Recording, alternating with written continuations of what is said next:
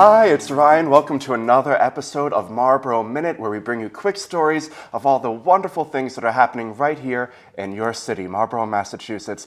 I'm really excited to have on the show today Meredith Harris, and Meredith is the Executive Director of the Marlborough Economic Development Corporation. That's right. MEDC. MEDC for short. They're wonderful neighbors. They're right down the hall. Meredith and I, we hang out all the time. All the time. Yeah. See each other in the hallway. Catch you at the Vin Bin. That's right. Excellent. But anyway, we're talking today about a really exciting opportunity for businesses in Marlborough that might not be in Marlborough. We're talking about pop-up shops. It is a really fun initiative that we're taking on this spring, which is actually going to run through the spring all the way through the fall. But we're trying to come up with a cool name, but right now it's just the Downtown Pop-Up Retail Project. Okay. And so what that means... Sounds so official. But it's really fun. Yes. It's really fun. So one of the biggest things we hear for downtown is we have folks that want to come into the downtown area and set up kind of a cool, different shops, whether it's jewelry makers, candle makers, something really kind of cool retail. We have a lot of folks that want to come in, but there aren't any vacancies in the downtown Main Street area. No, that Main Street is pretty full. It's full, which,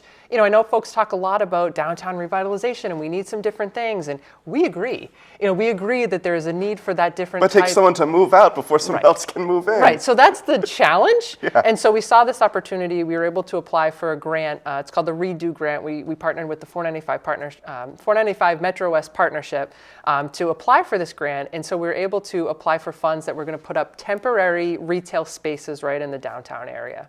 Where are those going to be? Do we know yet? Yes, so Okay. we do. So they're going to be little sheds, and they'll be in the parking lot where you have Chin's in between Crown Fried Chicken, right where the old fish restaurant, in that parking lot right there. There'll be 3 sheds.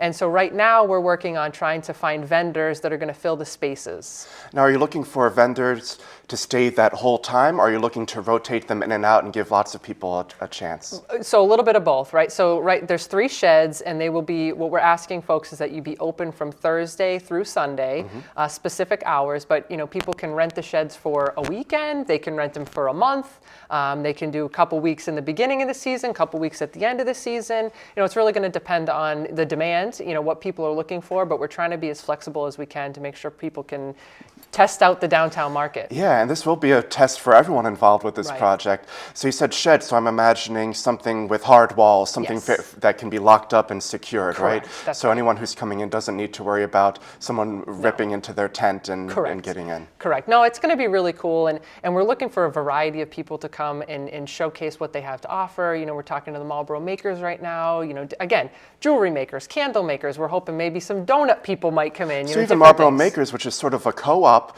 that they could take that space over and have multiple vendors sharing it. Yes. Oh, there's so many opportunities There is here. a lot of opportunity. And again, so it's going to run through May. We're hoping that it'll be open in May. The sheds will be built on site the last week of April, or I guess the midweeks of April, and so they'll be open for May. And we're working right now behind the scenes to try to do some sort of a, branding on the sheds, again, with some of the artists to see if we can do like maybe a live, work, play theme, things like that. So it's going to be really kind of cool and hopefully draw folks to the downtown area, especially when we have the road work that's going on down here.